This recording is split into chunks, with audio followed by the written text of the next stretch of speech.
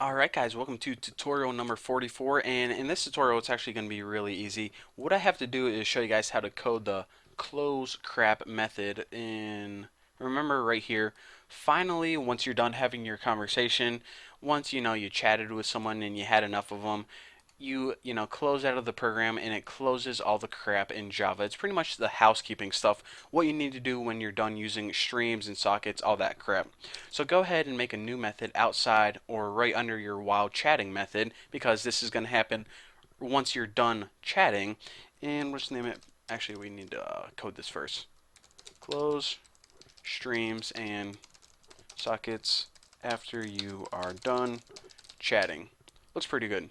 So we'll name this, of course, don't have many choices, public void close crap, and obviously we have to build this ourselves.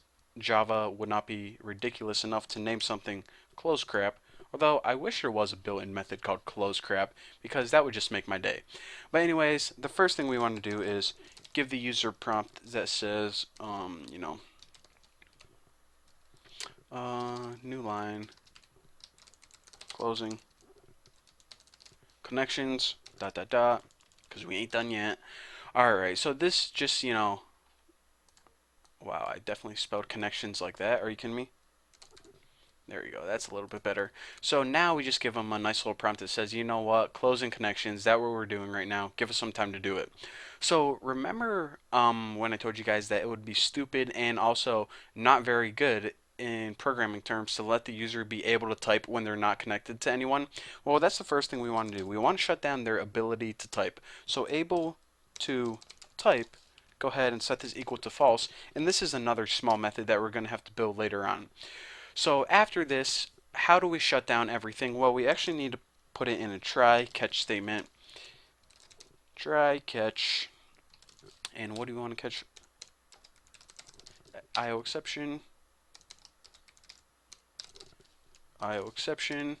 And if we couldn't shut everything down successfully, we'll just go ahead and print stack trace, which pretty much shows us our error message. But anyways, hopefully we're not going to see that.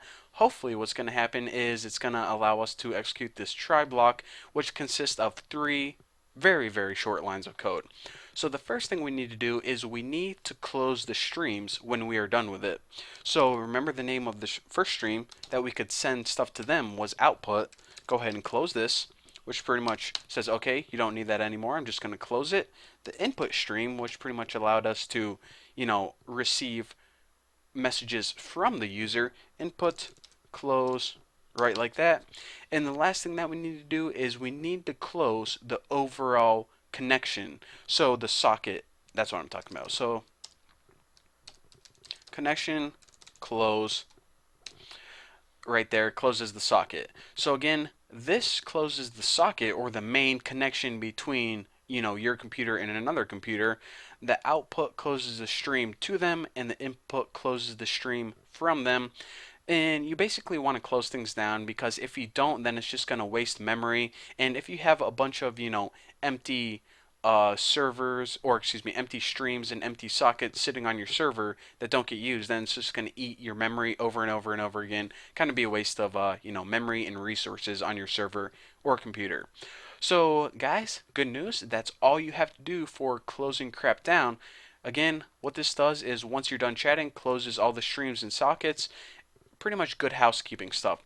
So in the next tutorial, we're going to be getting rid of 90% of these errors, because I'm going to be showing you guys how to code that send message method, which basically takes a message and displays it in your chat window. So anyways, thank you guys for watching. Don't forget to subscribe, and I'll see you guys then.